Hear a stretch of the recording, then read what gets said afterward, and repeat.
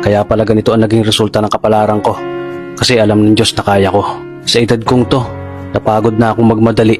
Kaya lahat ng ginagawa ko ngayon, ini-enjoy ko na lang.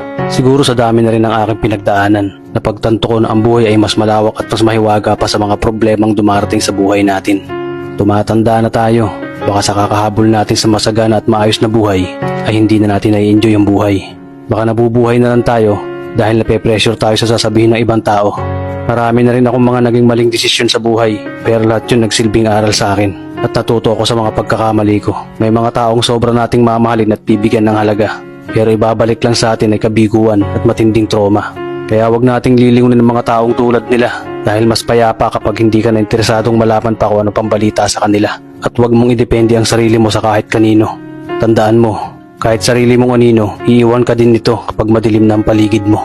Kailangan natin matutunan na huwag ikumpara ang sarili natin sa iba dahil hindi natin laban ang laban nila. Karera mo to, di nila karera. Dahil ang buhay ay hindi naman nasusukat sa kung sino ang mayaman, kundi kung sino ang payapa. Kaya galingan mo lang palagi tol dahil napakaraming tao mapanghusga, hihilahin ka pababa at lagi mo tong tatandaan.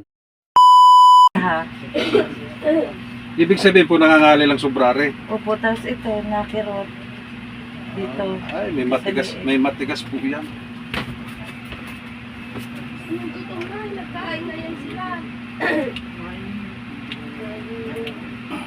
Sarap po. Lahat eh.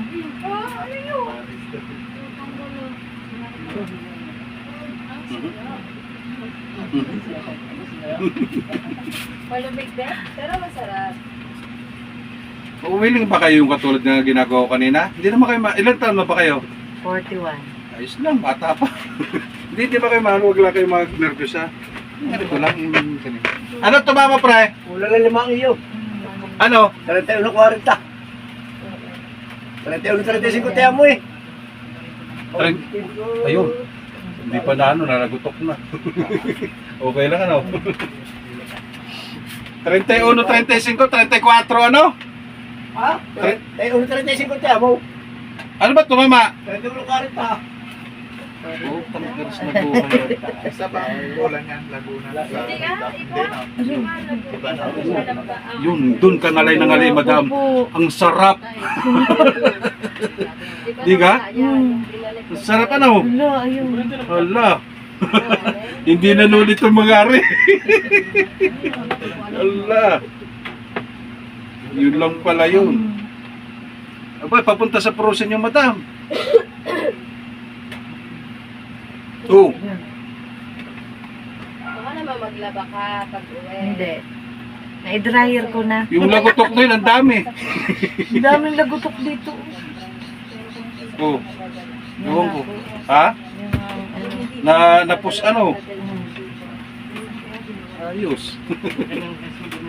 Yung, ma'am, may gana mo lang. I-lock mo lang ito. Lock mo lang ate. Sipag yan maglaba eh. Ayun ka na, bandira. Ate, huwag mo lang kakalas ha. Sa bahay ka. Loko. Yeah. Dito naman kay ate. Para makabante sila. Sige. Malaking ano yan ano? Okay na hindi.